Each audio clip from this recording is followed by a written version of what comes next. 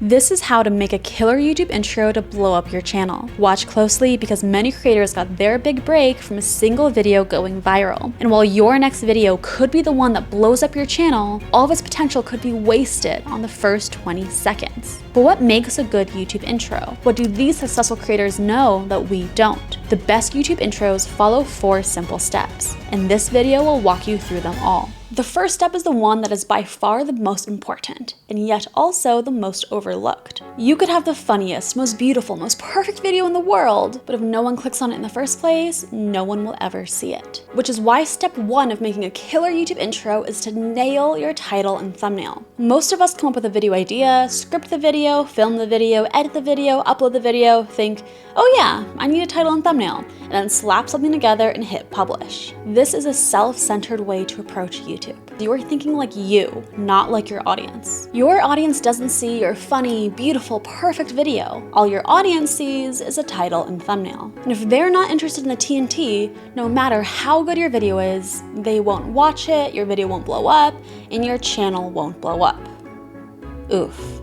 Instead, to make a truly killer YouTube intro, take the time to craft a compelling, intriguing TNT first. Because your video's intro has one purpose and one purpose only: to meet and exceed the expectations set by your title and thumbnail. And recently, Mr. Beast confirmed the exact same thing with CoffeeZilla. Essentially, your title and thumbnail set expectations, and at the very beginning of the video, to minimize drop-off, you want to assure them that those expectations are being met. You can't meet the expectations set by your title and thumbnail if you don't have a title and thumbnail in the first place. Finalizing your TNT may take days or even weeks, but it's worth taking the time to get it right. Because, like Mr. Beast is fond of saying, if people don't click, they don't watch. After you're 90% confident you have a TNT people will click on, you're ready to move on to the most crucial part of your entire video, the first 5 seconds. This is the part of your video that sees the biggest drop-off. But if you can improve the retention in these first 5 seconds,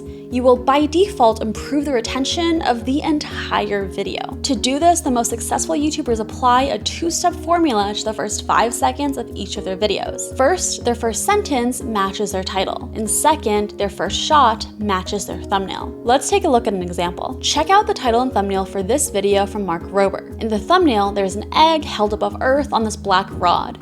The primary colors are blue, white, and black. The title of the video is Egg Drop from Space. Now let's take a look at the first 5 seconds of the video. This is space, and this is an egg moments before I attempted the world's highest egg drop. Did you catch it? The very first shot practically matches the thumbnail. There's an egg held above earth on a black rod, and the primary colors are blue, white, and black. And Mark's first sentence, this is space, and this is an egg moments before I attempted the world's highest egg drop, very closely matches his title. Mark Rober isn't the only YouTuber to utilize this formula. Top YouTubers like Mr. Beast, Mr. Who's the Boss, and Michelle Khare all do the same thing. To meet the expectations set by your title and thumbnail, your first 5 seconds don't have to match your TNT word for word and pixel for pixel, but it should be close enough to assure your viewers that your TNT wasn't clickbait and that they will receive what they clicked for. Speaking of clicking things, now would be a good time to, well, you know the rest. After you have your first 5 seconds planned out,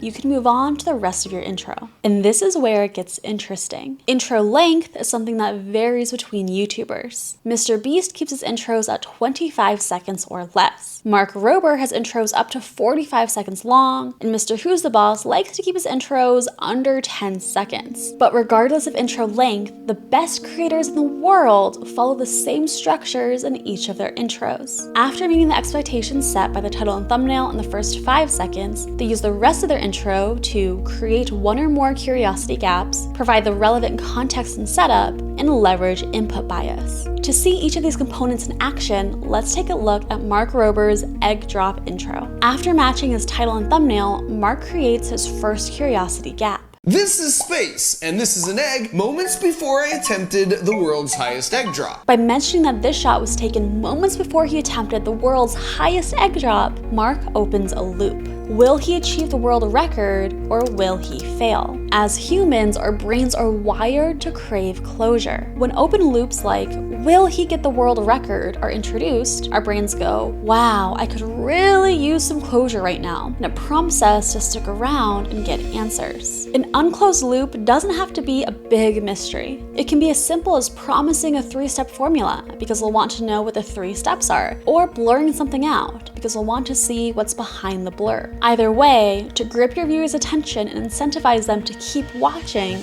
create curiosity gaps. So we're 5 seconds in, and Mark has already matched the expectations set from the title and thumbnail and created a curiosity gap. He's off to a phenomenal start. Now it's time to provide context. Now, in an egg drop competition, in case you never had the chance to do it yourself in school, the goal is to build a contraption that can protect a raw egg from breaking when dropped from the tallest height possible. So my original plan was to drop an egg in a contraption I built from the world's tallest building. But humans are always building taller buildings, so if I really wanted to future-proof this record, I realized I would need to go all the way to the top and straight to outer space. At this point, we've met the expectations set by the title and thumbnail, we've created a curiosity gap, and we've provided context into what an egg drop is in the first place and why in the world he's doing one from space. This alone could be the basis of a good YouTube intro. But the best YouTube intros don't just meet the expectations set by the title and thumbnail, they exceed those expectations. And to do that, they leverage something called input bias, which is the idea that the more effort we put into something, whether that be time or energy or cost, the more we'll value it. As an example of input bias, if we pay $50 for a bottle of wine, we'll value that more than if we paid $20 for that same bottle of wine. Watch how Mark leverages input bias in the rest of his intro here. And when I started on this journey 3 years ago, I knew if I could draw on my experience of landing stuff on other planets, I would be guaranteed the record. But what I didn't know is this would be the most physically, financially, and mentally draining video I would ever attempt. This is how Mark not only meets the expectation that he'll drop an egg from space, but exceeds that expectation by showing just how much work was put into his video. He specifically mentions that the journey took 3 years, and that it was the most physically, financially, and mentally draining video he would ever attempt. As a result, you as a viewer value the video more, and thus are more likely to continue watching. And if you're a smaller YouTuber who's not yet making the big bucks, don't worry, you don't need to go to space in order to trigger input bias. All you need to do is show how much effort you put into your video. Maybe it's by the high level of editing. Maybe it's by mentioning that you spent 7 days straight researching for the video, or you did something few others would be willing to do.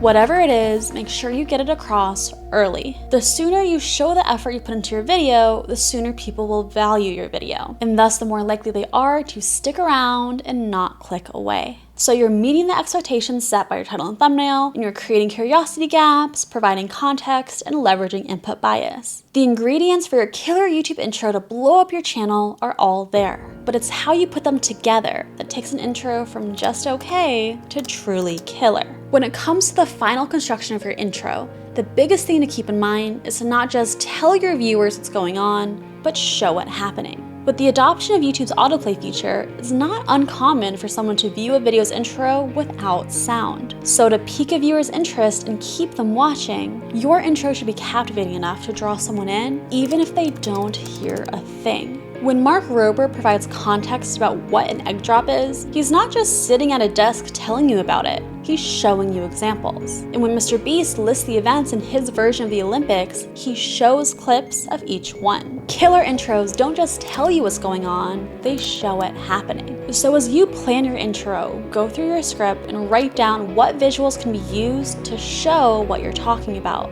These notes will become part of your shot list, helping you capture the right footage or create the right visuals to hook your viewers from the very beginning. And when it comes time to edit together the different shots and visuals you've created for your intro, pacing is crucial. Because when you're watching a YouTube video, once you enter full screen mode, you're pretty much in. The decision to watch the video has been made. But in the 20 seconds before you click that button, you're subject to a lot of distractions. So to keep their viewers locked in, the most successful YouTubers front load their stimulus by increasing the pace of their clips, visuals, and camera angles during the very beginning of their video. In his intros, Mr. Beast changes visuals every 1.4 seconds. Mark Rober changes visuals every 1.6 seconds. How do you know if your intro is the proper pacing? Watch your intro again and again and again. Watch your intro in a noisy environment. Watch your intro with no sound. Get your 7-year-old cousin to watch it. If you don't have a 7-year-old cousin, borrow one. If you or the 7-year-old you stole look away, get distracted by a loud noise, or look at your phone, you can expect everyone else to as well. Go back to those sections and make changes or cut them out completely. I know this may seem like a lot of work to put in for a 20-second segment in a video, and it may feel hard. So if there's anything you should take away for how to make a killer YouTube intro to blow up your channel, it's make your title and thumbnail first, use the first 5 seconds to match the expectations set by your TNT, use the rest of the intro to create curiosity gaps, provide context, and leverage input bias, and front-load the stimulus while you show, don't tell. If it's helpful, you can even download this visual as a reference for every intro you make. I'll put a link to download it for free below. Take your time to get these things right and you will see better results. And in the meantime, learn to love the process. This whole YouTube thing is hard.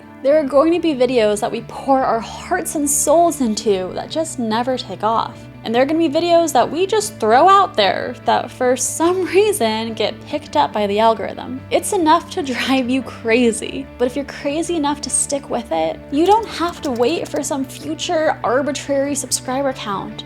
You're already a success right now. The subscriber count? It'll come later. It's just a matter of time. If you like this video and you want more YouTube breakdowns like these, hit that subscribe button and smash that thumbs up. Otherwise, thank you so much for watching, and I will see you in the next video.